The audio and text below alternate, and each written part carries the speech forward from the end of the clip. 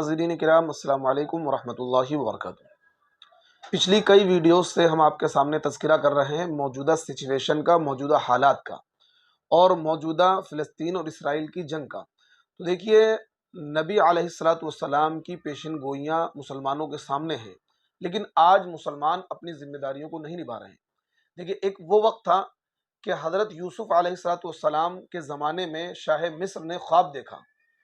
اور اس خواب کی تعبیر حضرت یوسف علیہ السلام سے لی گئی۔ تو حضرت یوسف علیہ السلام نے بتایا کہ دیکھو، 7 سال قحط کے آئیں گے، 7 سال خوشحالی کے آئیں گے۔ تو حضرت یوسف علیہ السلام نے اور اس بادشاہ نے مل کر ایک پلان تیار کیا اور آنے والے وقت کی پلاننگ کر کے اس قحط سے بچ گئے۔ لیکن آج مسلمانوں کا حال یہ ہے کہ نبی علیہ السلام نے 1400 سال پہلے تمام حالات کی، تمام واقعات کی نشاندہی کر دی گئی تھی کہ عراق پر قبضہ ہوگا، عرب کی بحری ناکہ بندی کی جائے گی، ملک شام کا یہ حال ہوگا، فلسطین کا یہ حال ہوگا، اور مصر کا یہ حال ہوگا۔ یعنی تمام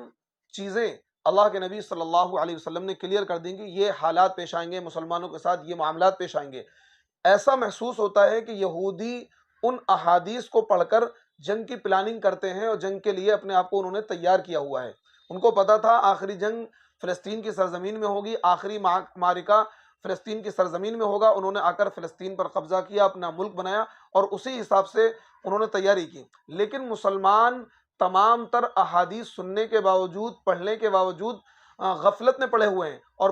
بلکہ یہ کہہ دیتے ہیں جو تقدیر میں ہوگا وہ ہو جائے گا، جو ہونا ہوگا وہ ہو کر رہے گا۔ نہیں، اللہ کے نبی صلی اللہ علیہ جو ہونا ہوگا وہ تو ہو کر رہے گا، لیکن نبی علیہ السلام نے 1400 سال پہلے ان واقعات کی، ان حالات کی ہمیں خبر کیوں دی تھی؟ تاکہ ان حالات کے آنے سے پہلے ہم اپنی تیاری کر لیں۔ اگر ہماری تیاری نہیں ہوگی اور غفلت اسی طرح رہی تو ہمیں بہت زیادہ نقصان کا سامنا کرنا پڑے گا۔ تو اس لیے مسلمانوں کی پہلی ذمہ داری تو یہ ہے کہ یہ جو حالات چل رہے ہیں، کیونکہ میں آپ کو بار بار بتا رہا ہوں کہ امام مہدی کے ظہور کا وقت قریب آ چکا ہے، دجال کے خروج کا وقت قریب آ چکا ہے، تو اپنے آپ کو مائنڈلی، فزیکلی، ہر اعتبار سے پوری دنیا کے مسلمان تیار رکھیں، کیونکہ تیسری جو جنگ عظیم ہوگی اور دجال کا جب خروج ہوگا اور امام مہدی کا جو زمانہ ہوگا، پہلے بڑے سخت حالات آئیں گے، پھر امام مہدی فتح کا جب دروازہ کھلے گا تو حالات بہتر ہو جائیں گے۔ تو اس کے لیے اپنے آپ کو تیار رکھیں۔ اب دیکھیے، امام مہدی کے ظہور کے بعد امام مہدی کی قیادت میں جو جنگیں لڑی جائیں گی، آج کی ویڈیو میں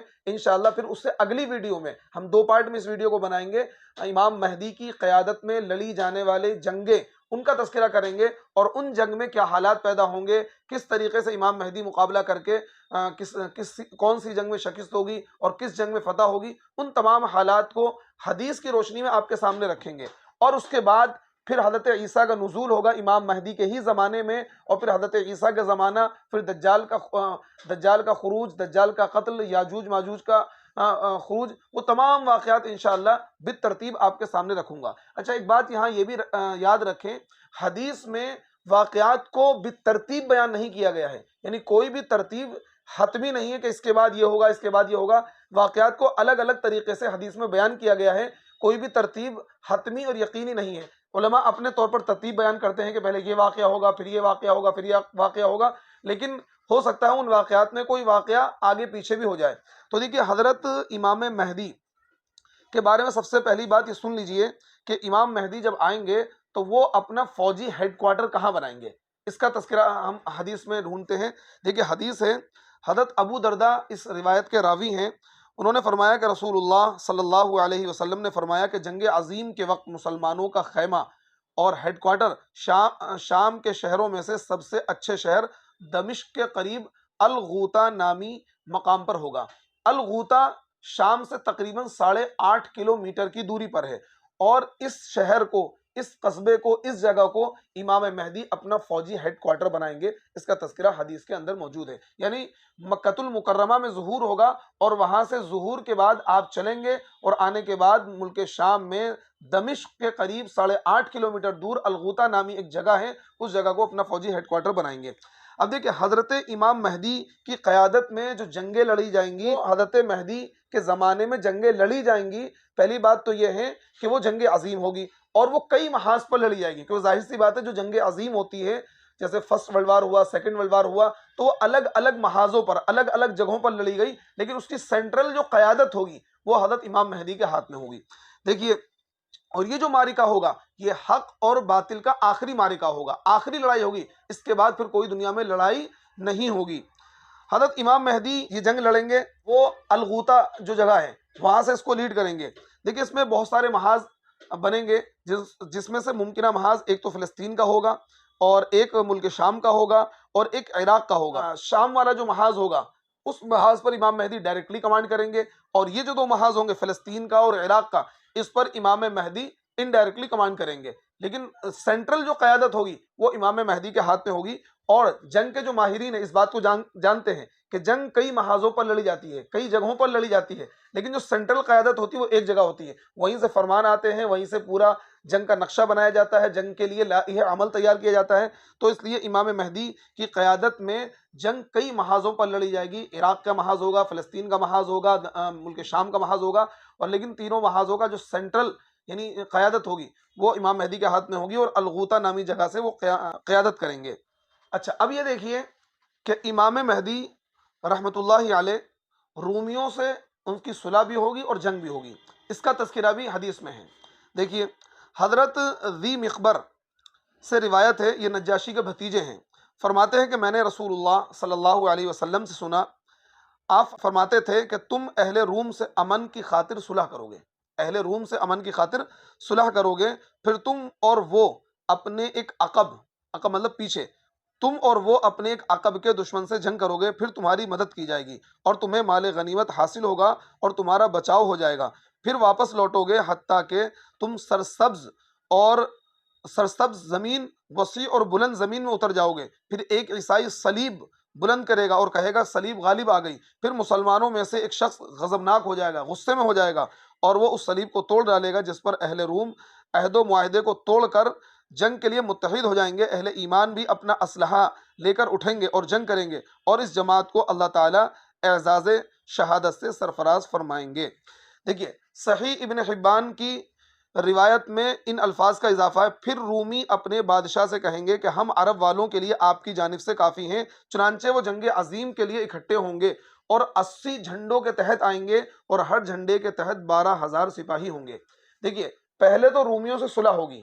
اور رومی صلح کرنے کے بعد اپنے عقب یعنی مسلمان اور رومی صلح کریں گے اور اپنے ایک عقب کے دشمن سے مقابلہ کریں گے، اس کے بعد جب اس جنگ میں کامیاب ہو جائیں گے تو پھر ایک ان میں سے سپاہی، عیسائی سپاہی اپنی صلیب کو بلند کرے گا تو کہے گا صلیب غالب آ گئی، تو اس پر ایک مسلمان سپاہی غضبناک ہو جائے گا، غصہ میں ہو جائے گا، تو پھر یہ آپس میں جنگ چھڑ جائے گی اور بڑی زبردست گھماسان کی جنگ ہوگی، اور جو امن معاہدہ تھا وہ ٹوٹ جائے گا، تو پورا عالمی کفر متحد ہو کر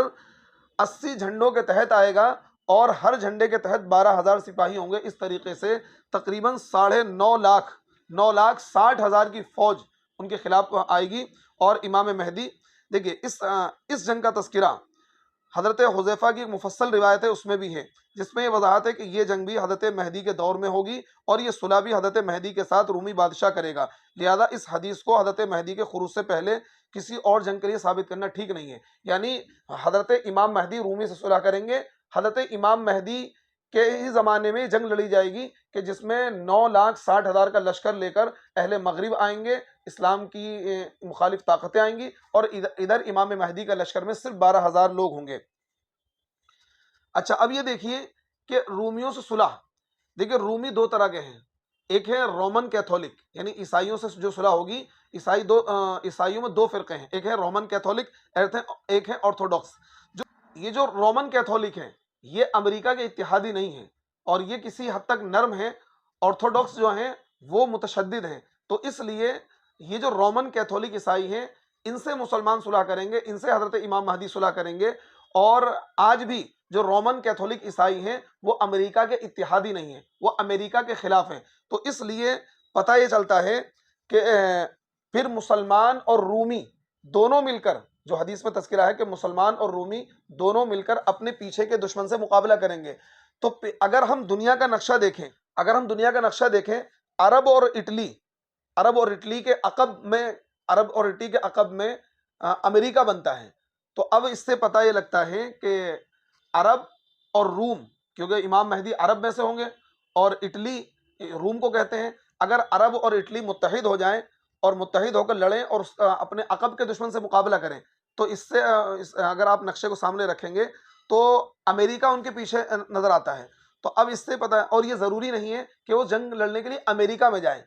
امریکہ کی اتحادی فوجیں اس پورے خطے پر، جو مشرق وسطیٰ ہے، جو خلیج ہے، اس پورے مشرق وسطیٰ میں سعودی عرب کے اندر امریکہ کی فوجیں ہیں، عراق کے اندر امریکہ کی فوجیں ہیں، اور ملک شام کے اندر امریکہ کی اتحادی فوجیں ہیں. تو ان تمام ملکوں کے اندر پہلے سے امریکہ کی فوجیں آ چکی ہیں. تو اس سے بھی پتہ یہ لگ رہا ہے کہ امام مہدی کے ظہور کا وقت قریب آ چکا ہے، کیونکہ حدیث میں آتا ہے کہ رومی اور مسلمان مل کر اپنے عقب کے دشمن سے مقابلہ کریں گے. عرب کے جب ہم نقشہ رکھتے ہیں تو عرب اور روم کے عقب کا دشمن امریکہ بنتا ہے، اور یہ ضروری نہیں کہ امریکہ سے لڑنے جائیں، بلکہ امریکہ جو ان کا دشمن ہے وہ اس علاقے میں پہلے سے ہی موجود ہے. تو دیکھیے حضرت امام مہدی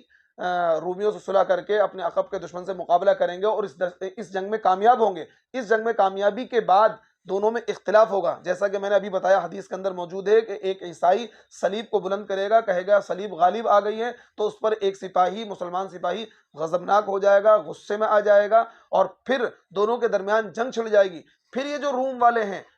ساری عالمی کفریہ طاقتیں اکٹھی ہو کر تقریباً 9,60,000 کی فوج لے کر آئیں گے، اور بڑا ہی گھمسان کی جنگ مسلمانوں اور رومیوں کے درمیان ہوگی. اس جنگ کا تذکرہ اور اگلی جو آنے والی جنگوں کا تذکرہ انشاءاللہ ہم اگلی ویڈیو میں کریں گے. اللہ رب العزت ہمیں عمل کی توفیق عطا فرمائے اور امام مہدی کے لشکر کا حصہ ہم سب کو بنائے. آمین.